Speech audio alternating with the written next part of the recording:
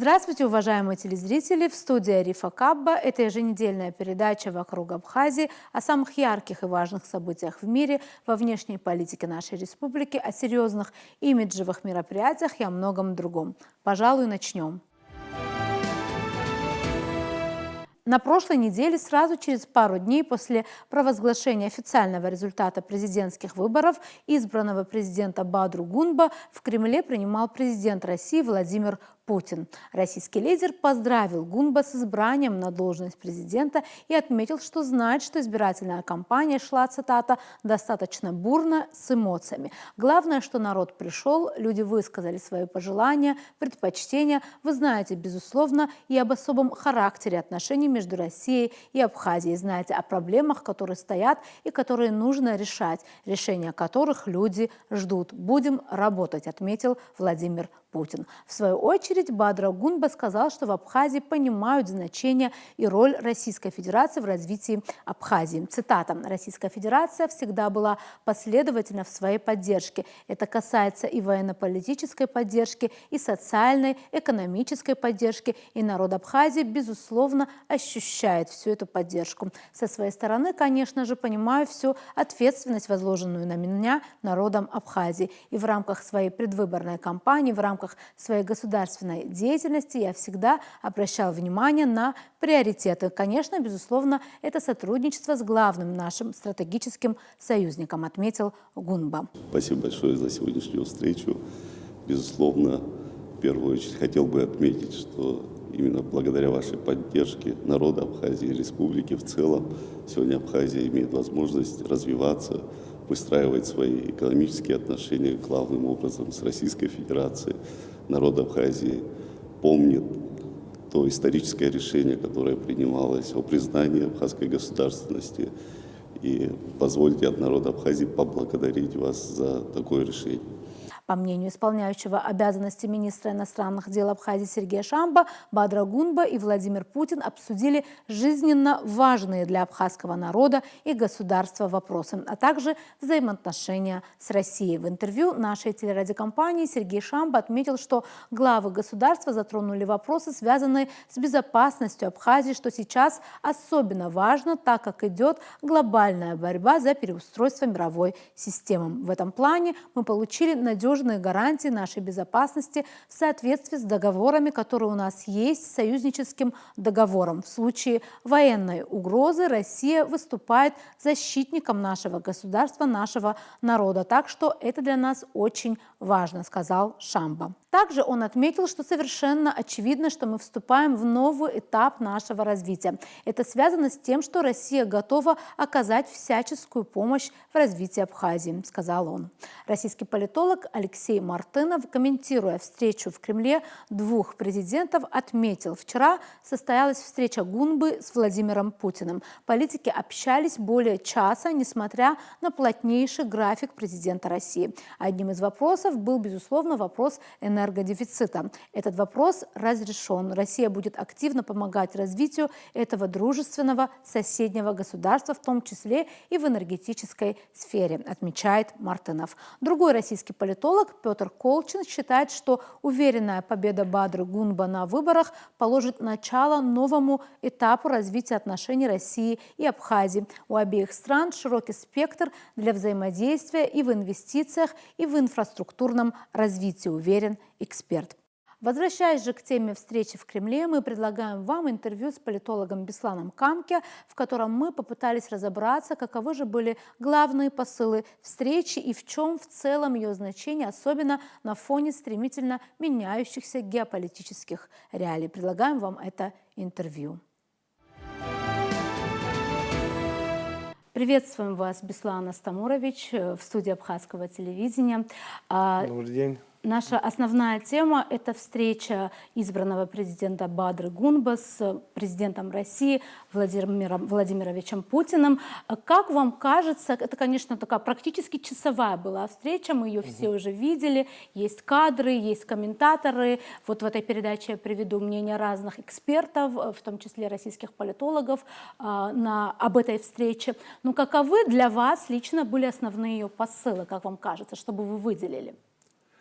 Ну, встреча на высшем уровне, фактически, это на 4-й день, на 5-й день после выборов, да, говорит о том, что действительно этому выбору и Абхазии уделяется большое внимание, и говорит о том, что это важное направление Российской Федерации во внешней политике.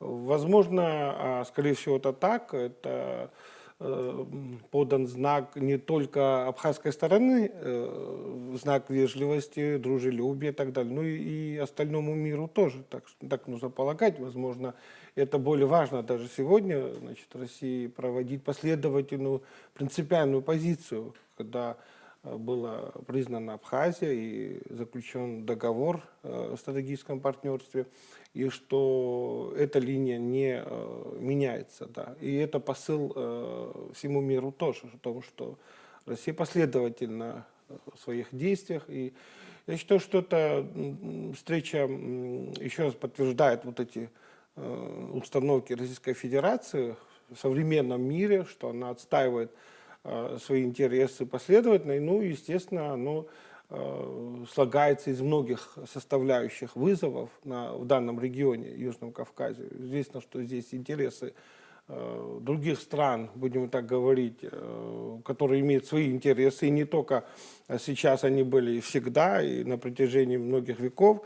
Естественно, на Абхазию распространялись влияние многих стран, и действительно, кто влиял на Кавказе, и на Абхазии, и на Переднем Кавказе, он мог влиять еще и в больших радиусах своих интересов. Поэтому здесь очень важное направление. То есть подчеркивается статус Абхазии, ее геополитический статус, ну и стратегического союзника.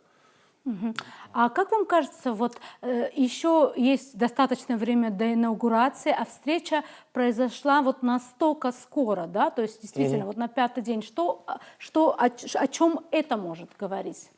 Ну, здесь я бы, так сказал, что есть и текущие рабочие вопросы также были, они актуальны были. Наверное, надо полагать, что они, так сказать, это очередные проблемы, которые возникли между Абхазией и Россией. То есть нужно было снимать накопившиеся проблемы. Они достаточно, о них было сказано и приездом Кириенко в Абхазию, и ряд других чиновников о том, что здесь нужно действительно многие вещи и переосмыслить, и дать новый импульс развития экономики Абхазии, политики, социальной сферы и так далее. То есть я бы так сказал, что это закрепление тех установок, которые, в общем-то, ждут своего разрешения.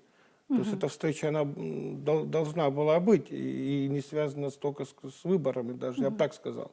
То есть какой-то рабочий характер вот Да, там тоже просматривается? она рабочий характер, визит носит рабочий визит, так сказать, если так взять, формат рабочей встречи, да. Да. А как бы вы оценили общий тон вообще этой встречи, вот, атмосферу, как вам показалось? Да, вопросы, которые были поставлены абхазской стороной, они находят отражение в таких решениях Путина, президента Путина, что они были с пониманием и с наибольшей, так сказать, эффективностью поставленные задачи были действительно адресованы соответствующим структурам для того, чтобы было решение найдено краткосрочно. Ну, говорит о том, что все это в совокупности тех вопросов, которые были поставлены, говорит еще о том, что у России очень большие, скажем так, ожидания от Абхазии. Эта страна должна быть стабильно развивающейся и успешной страной, я бы так сказал. Успешная страна – это гарантия снятия всех, так сказать, напряжений вокруг Абхазии. Потому что все импульсы международного плана, они первопричиной являются внутренней причиной. Международные отношения всегда напрягаются из-за внутренних проблем. И мы об этом можем потом и дальше раскрыть эту тему. Она сказывается, она применима в международном, глобальном масштабе. Вот вы опередили, в принципе, мой вопрос. Я как раз об этом хотела спросить, отходя уже от этой встречи, вспоминая о другой совершенно встрече, которая происходила за океаном, знаменитая, мне кажется, уже настала в овальном кабинете. Там мы видели и вообще тот тон, который там был, и вообще это, мне кажется, абсолютно такого еще в истории дипломатии, по Не крайней было. мере, мы не наблюдали такое, тем более в прямом эфире. Как вам кажется, и вообще это, даже если не говорить в частности об этой встрече, а в геополитическом смысле многое меняется. Мне кажется, что об этом можно сказать. Вот даже в отношениях России и Америки меняются вот импульсы. Вот тут что бы вы сказали? Да, международные отношения динамично, супер динамично стали развиваться в последнее время. Видимо, накоплено опять были очень много проблем. Действительно, вот встреча в овальном кабинете, ну, это, можно сказать, знаковое, со знаком минус, конечно, о том, фактически создается такое впечатление, что поведение Зеленского, его установки, его манера поведения подтверждает правоту операции Российской Федерации СВО на Украине. То есть этот режим, он фактически выходит за рамки приличия, не только приличия этического плана, но и избегает, так сказать, геополитические реалии, избегает, так сказать, возможности, скажем так, урегулирования хоть каких-то разумных, так сказать, началах, да. Поэтому в мире, я бы так сказал, действительно серьезные изменения. Эти изменения были выражены вот в речах, можно сказать, в знаковых речах вице-президента Венса в Мюнхенской конференции по безопасности, где он обращает внимание на то, что у европейских стран нет внешних врагов. Ни в лице там, России, Китая, кого-либо. Враг, существует внутренний враг у европейцев, который он обратил внимание на что? На бюрократизацию невиданного масштаба, потери демократических, так сказать, ценностей и таких ценностей, как выборы, например, как они проводятся, выборы в Венгрии, например, какова роль судебной системы, какова роль средств массовой информации и так далее. То есть внутренние проблемы каждой страны, они, ну, накапливаясь, в общем, должны выходить потом за пределами тех разумных моделей поведения во внешнем мире, которые, ну, приводят к кризисам. Поэтому я бы так сказал, что речь Венса, она историческая в том плане, что осознается понимание того, что в кризисе виноваты сами государства. Вот во внешнеполитических кризисах, да, государства. Это европейские страны, так сказать, фактически выступают во многом подстрекателем вот этой войны глобальной, Третьей мировой. Не случайно Трамп озвучивает, что если мирные переговоры на дипломатию не перевести срочно украинские, так сказать, события, то это приводит к Третьей мировой войне. На что европейцы, в принципе, закрывают глаза. Они все воинствующие, так сказать, риторику придерживаются. И вот следующее выступление – это Джеффри Сакса в Европарламенте. То же самое говорит о том, что надо остановиться, надо обратить внимание на свою политику внутреннюю, надо обратить внимание, даже он сильно критиковал и Соединенных Штатов последние 30 лет, на расширение НАТО, например, на то, что продолжается линия с 19 века Пальмерстона, лорда Пальмерстона, который говорил о том, что нужно ограничить Россию, выходы закрыть на Черное море, и эта линия, да, и лишить Россию субъектности, довести ее до локального какого-то государства. И эта линия была продолжена Соединенными Штатами, европейскими странами также, вот, расширяя НАТО его несколько раз, и закрыть действительно Россию. Ну, естественно, предел настал, когда Российская Федерация уже не могла допустить нарушения красных линий. это вступление Грузии и Украины в НАТО, всем известно. Поэтому кризис действительно дошел до такого состояния, что уже о Третьей мировой войне стали говорить кому не лень. Поэтому это не просто было, эти речи были такие озвучены, они есть реальность сегодняшнего дня, и Запад понимает, я имею в виду, понимать, начинает да? понимать, естественно. Мы давайте будем говорить так, Запад, я бы не стал бы говорить о Западе целиком сейчас, потому что есть круги, политические круги. Даже в советское время, когда биполярная система, так сказать, существовала, даже в советской международной практике употреблялось, значит, словосочетание «определенные политические круги Запада». Вот. То есть есть воинствующие круги, есть воинствующие партии, партия насилия, партия войны и так далее. Но есть здоровые силы, и мы слышим их. Ну, чтобы они могли определить будущую архитектуру международных отношений, на это в Европе пока еще эти силы не могут выйти. Да, и еще мы, простите, что да. перебиваю, еще мы видим европейских высших чинов, которые все еще очень активно поддерживают Украину, но при этом вот мой вопрос заключается в следующем. Все-таки если президент Америки практически открыто заявляет о том, что не только он рассматривает возможности уменьшения военной помощи, но и вообще, возможно, отмену, особенно после вот этой скандальной встречи, как вам кажется, если действительно это произойдет, что бы ни говорили в Европе, мне кажется, приближается к разрешению, да, этой ситуации. Вот что могло бы тут быть? Будут ли тут переговоры? Будет ли... Что будет? Вот как вам кажется? Да, этот вопрос, он сейчас стоит актуальным во всем мире. Да. От исхода этих событий вокруг Украины зависит международная безопасность, глобальная безопасность. Ну, если европейцы в лице Борреля могли выразить свою позицию, что истина должна быть установлена на поле боя, то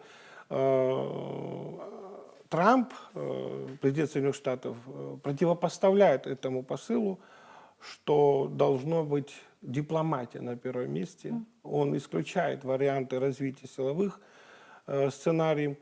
И как раз вот Соединенные Штаты, я почему-то надеюсь на то, что она больше осознает и берет на себя ответственность. Кстати говоря, она и брала больше ответственность во всех смыслах, во всех случаях тоже. Но она не хочет сегодня быть в таком неудачном положении, потерпеть неудачу, вступая, так сказать, в конфронтацию, в эту войну, которая, в принципе, не будет иметь победителя. И это понимают Соединенные Штаты. Поэтому Соединенные Штаты именно сегодня в лице Трампа выражают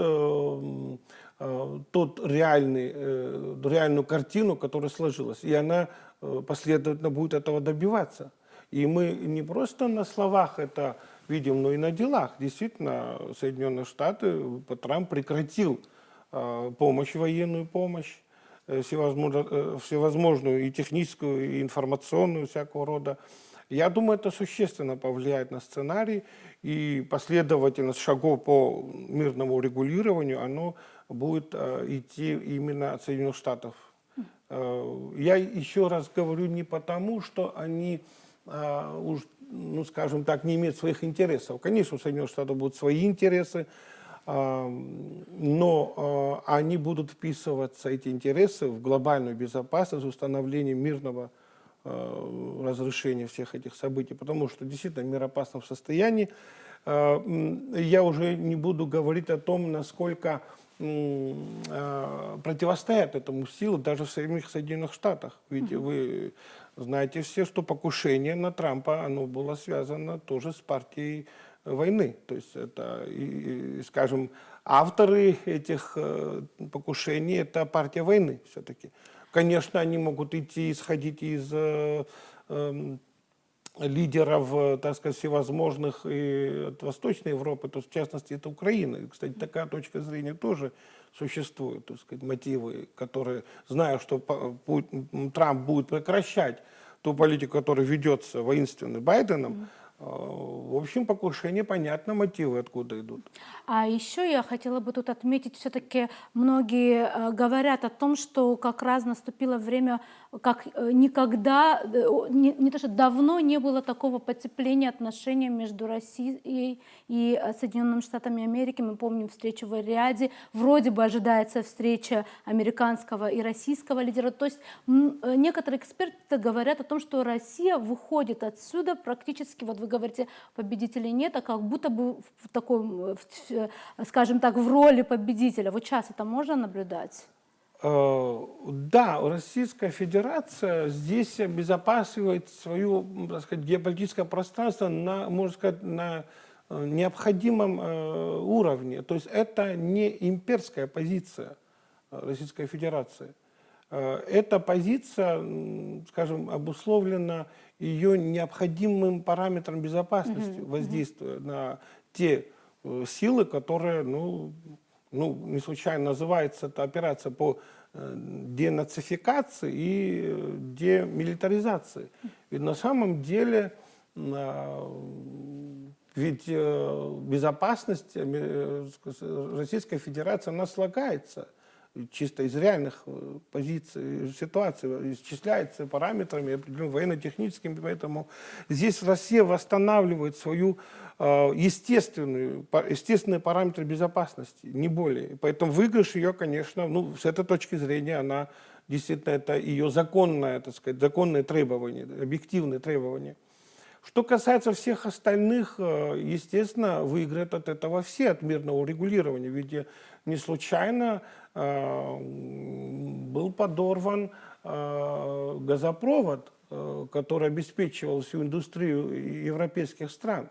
Это тоже партия войны, сценарий, который, скажем так, направлено было на то, чтобы безопасность Европы и еще каких-то стран устраивать за счет ослабления другой страны, Российской Федерации. То есть вот эта модель, когда безопасность строится за счет кого-то, мне кажется, что уйдет с истории, потому что она приводит действительно вот к такому кризису. Это, кстати говоря, принцип неделимость безопасности, который был, так сказать, озвучен Российской Федерацией в лице Лаврова в Евросоюзе, в Евросоюзе в 2017 году, оно тогда было не воспринято, а реалии показывают сегодня, Реалии к этому вернулись, что безопасность, неделимость безопасности – это основа международного порядка. Вот я так считаю, потому что даже баланс сил, о котором некоторые считают, что он является принципом для безопасности международной, он на самом деле не такой. Потому что баланс сил рассчитан на что? На то, чтобы не отстать в вооружении, гонки вооружений от кого-то. И вот здесь выдержать паритет, он очень сложно, потому что достаточно на один патрон увеличиться, условно говоря, у кого-то, то это генерирует другой стороне, так сказать, увеличивает нас в 2 раза. Да. И вот баланс сил, он ведет к взаимогенерации гонки вооружений, и он нестабилен. И не случайно он не спас фактически мир, он не установил равенство и не установил, сказать, мирное развитие, а он разрушил одну сторону, Советский Союз, гонки вооружений, естественно, не смог догнать, и в конечном итоге оно вот выразилось в разрушении целой цивилизации, называемой огромное, так сказать, пространство, да, оказалось в разрушенном состоянии. Поэтому мне кажется, что мир должен осознать вот этот принцип неделимость безопасности. То есть нельзя сегодня строить свою безопасность за счет других. Вот мне кажется, что такие импульсы к пониманию их действий, так сказать, определенные, да, они сегодня проявляются. Почему нет? Его просто нужно поддерживать. Я еще раз хочу сказать о том, что в западных кругах есть понимание этого. Это гарантия того, что все-таки поле общности будет расширяться в мирном таком сосуществовании. И будет, в конце концов, мне кажется, что воплотиться в реальность видение Клода Леви-Стросса, известного антрополога, когда говорил о том, что будущее планеты – это коэволюция цивилизации, то есть совместное существования эволюции совместной, коэволюции. Поэтому вот эта многополярность, о которой мы говорим, она имеет глубокие основания. Если не многополярность, то это война. Почему? Потому что монополярность, оно всегда требует, чтобы все остальные были равны или же не противостояли вот этой иерархии одной какой-то, да. И все те, которые будут отходить от этих стандартов, соблазны на его исправление возникают у этого центра. И вот агрессия отсюда будет нарастать.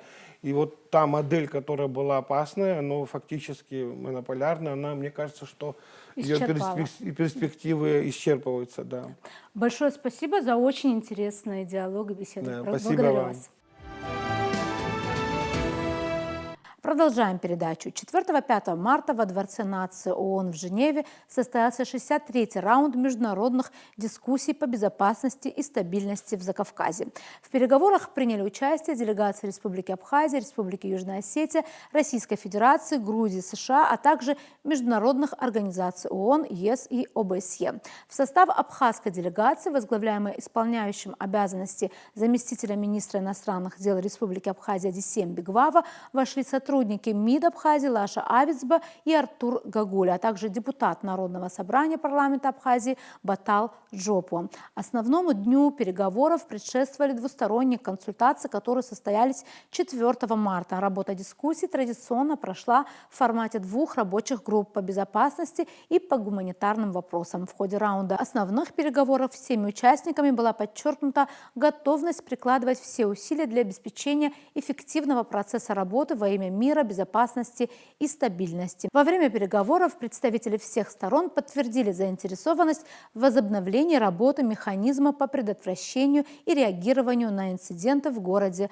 Гал. Участники заявили, что любые усилия по разблокированию работы этого механизма приветствуются. В рамках обсуждения пункта 2 повестки дня первой рабочей группы все участники отметили относительно стабильную ситуацию с безопасностью на местах. Как и прежде, Абхазия настаивает на подписании юридически обязывающего документа по неприменению силы между Грузией и Абхазией с одной стороны и Грузией и Южной Осетией с другой. Представители юго-осетинской и абхазской сторон подтвердили, что обсуждение во второй рабочей группе темы возвращения беженцев не представляется приемлемым до тех пор, пока данный вопрос не будет снят с голосования в Генеральной Ассамблее ООН. Важное внимание было уделено теме свободы передвижения по национальным паспортам граждан Республики Абхазия, в том числе снятие ограничений и изоляции для перемещения по миру. Ожидается подготовка и проведение информационной сессии с участием специалиста,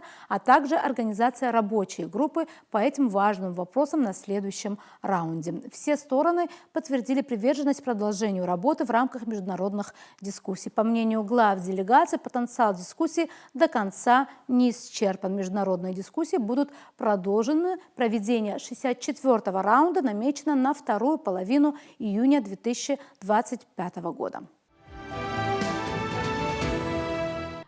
На сегодня на этом все. Будем продолжать следить за самыми важными событиями вокруг Абхазии. До новых встреч в эфире.